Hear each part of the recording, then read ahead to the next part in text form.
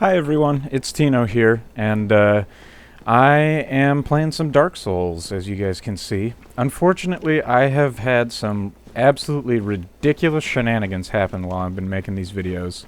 Unfortunately, I've tried to do the boss fight for this area in 2 different videos, and both times something ridiculous happened that made the video fail.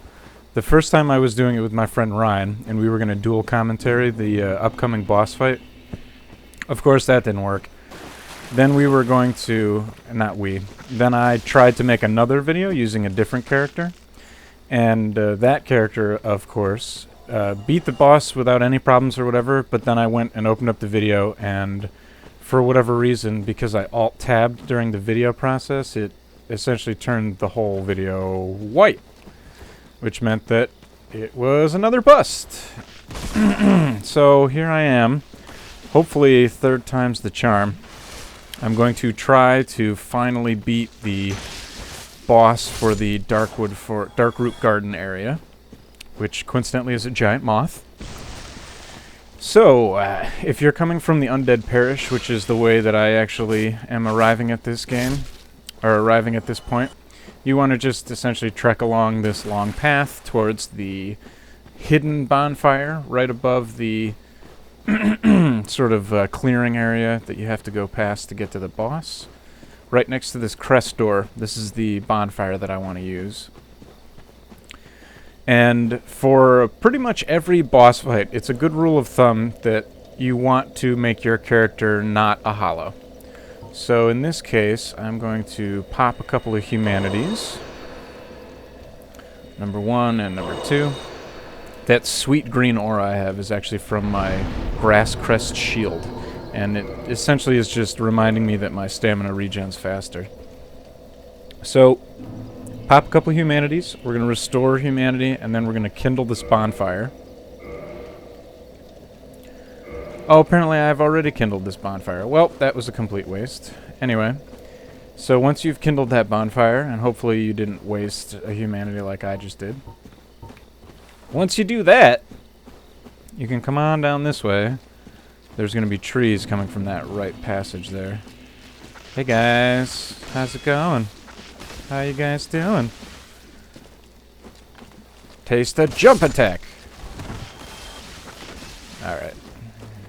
Who's gonna run at me? Who's gonna do it? It's gonna be you. Jump attack! Ha ha ha ha! Oh, it feels so good.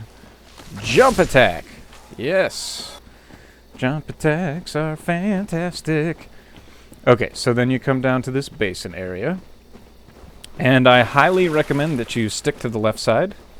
Just because you can avoid pretty much every fight in here. Now, I do advise that you stick to the left. However, if you're in need of souls, there's quite a few of the stone guardian sort of characters laying around here. Totally worth fighting. They're actually pretty easy if you have if you have a decent weapon and you start the encounter off behind them. Yeah, you stupid snake things. I hate the snake things. They give you a poison debuff, which really does a lot of damage. Unfortunately, there's an even worse form of poison called toxic, and I'll be getting to that pretty shortly, too. Anyway, so big stone guy, just stand behind him. You can essentially empty your full bar of attack on him. And one swing after that, and he is toast. Okay.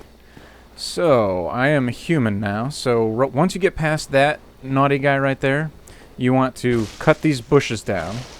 And you want to summon the NPC for this boss fight. If you are a melee range character, the NPC is literally going to do the boss fight for you. She's literally going to kill this boss for me without any difficulty.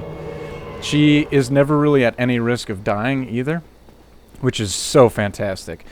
If you're a mage class, or if you're a ranged class like an archer or something like that, you actually can get away with not summoning the NPC, but if you're a melee class character, this boss can be kind of frustrating if you don't have the NPC, the ranged mage character, helping you out.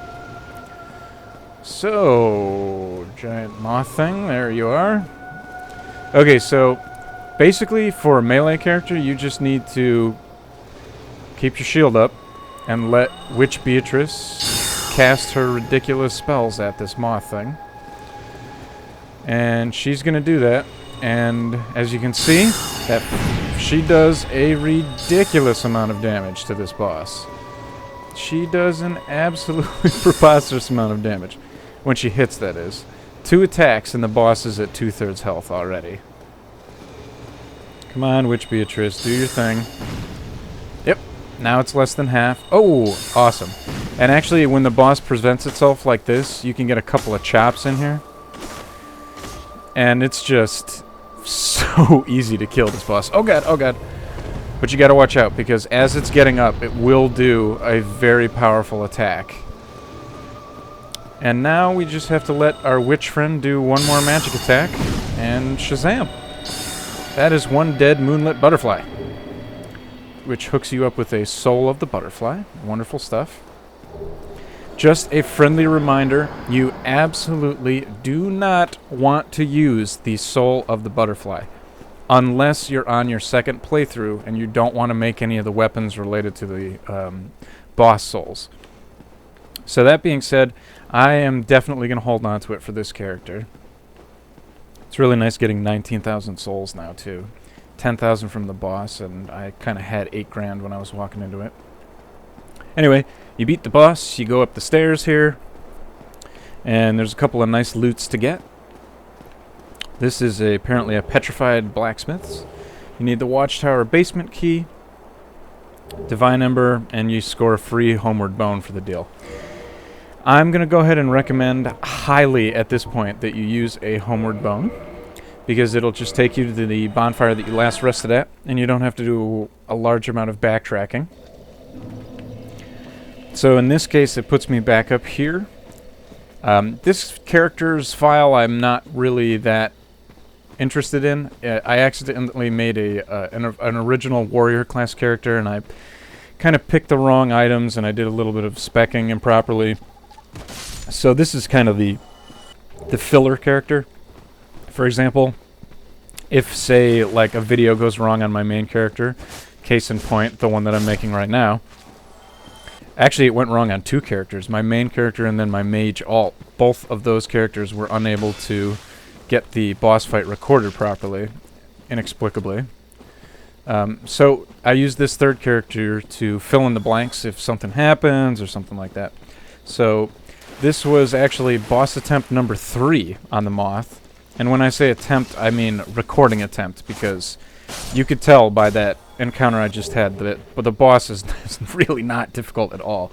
All you have to do is summon the NPC and it literally will fight the boss for you.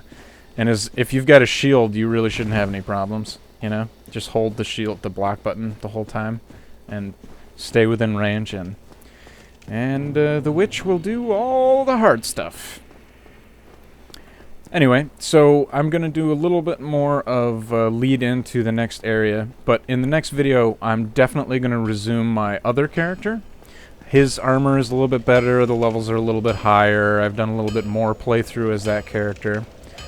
Oh, and once you've beaten the Moth and you've gotten that Divine Ember, you want to give it to this gentleman, because he will be able to create...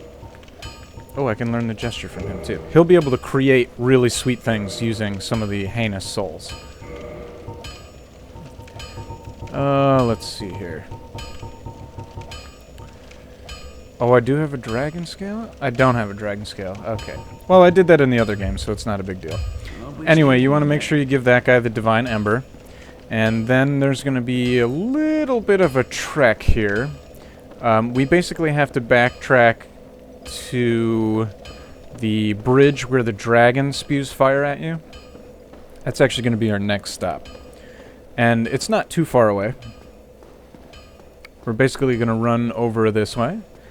And we'll be able to take a left and then an immediate right after that, which will take us to the main gates. The sequence of main gates? I'm not really sure how to phrase that. There's like 3 or 4 main gates that will lead you back to that first area. I can't believe I just got backstabbed.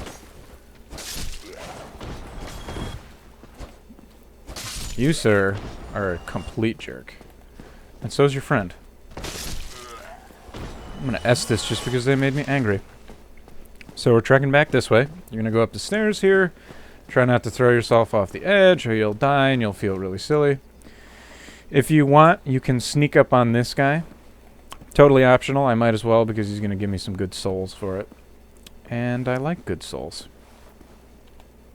Ka-chow! You jerk. Did he drop a humanity or anything? No. Sometimes those knights drop humanities, and as we all know, humanities are quite lucrative. Quite lucrative. I was going to say, I can hear somebody chasing after me. It's this man. Ha-chow! Jump attack to your face. What you got? Oh, right, you got nothing.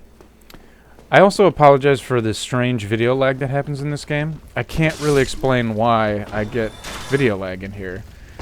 Honestly, it doesn't make any sense because I record significantly more graphically intense games. For example, the Transformers game, that's a pretty graphically intense game, and I have absolutely no issues frapsing that whatsoever.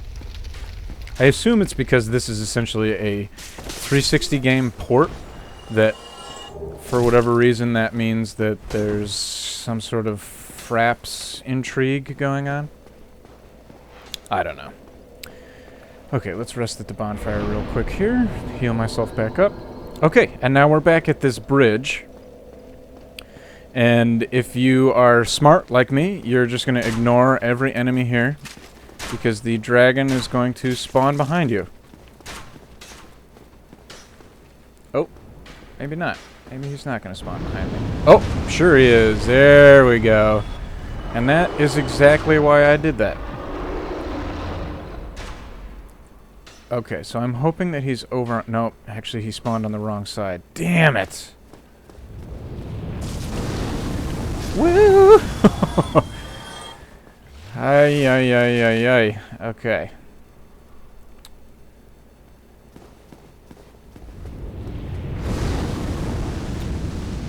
Okay, 3, 2, 1.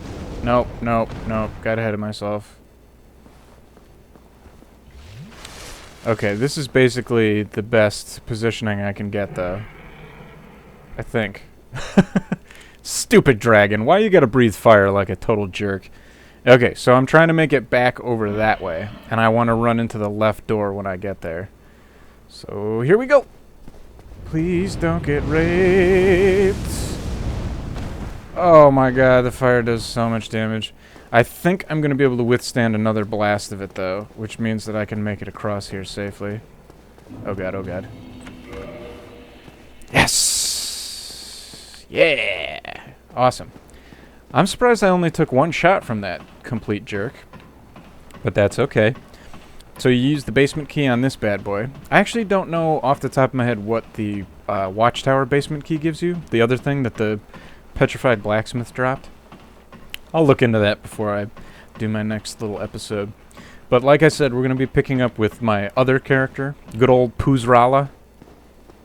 Because unfortunately, this character has made some fairly crucial mistakes. I.e., attacking a merchant, attacking an NPC, and some other stuff that I don't really have an excuse for, but it happened. Hey, Mr. Knight, gonna chop you up with my dragon sword, yeah. And I'm gonna give you a chop as well. Okay, so once you've opened that little area, just a little note because I didn't say anything, you want to run up the stone staircase, open this little door, and you might recognize that we're back in the Undead Burg. And the bonfire we want is just to our right.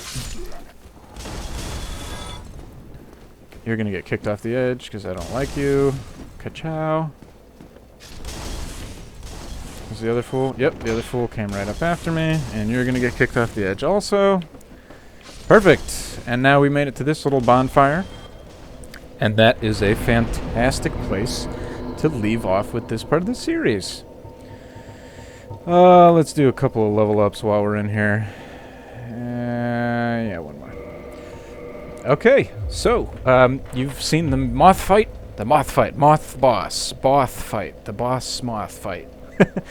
And he is a complete joke as long as you summon the NPC. If you've got a friend to summon also, that's going to make it even more ridiculously easy. Like I did on the gargoyle fight. The gargoyle fight can be extremely difficult, but if you've got one helper or two helpers, man, all of a sudden it is not difficult at all. Anyways, this has been your old pal Tino, reminding you to play some Dark Souls. Holy crap, is this game addicting. Thanks, guys, for watching. I will see you in the next episode.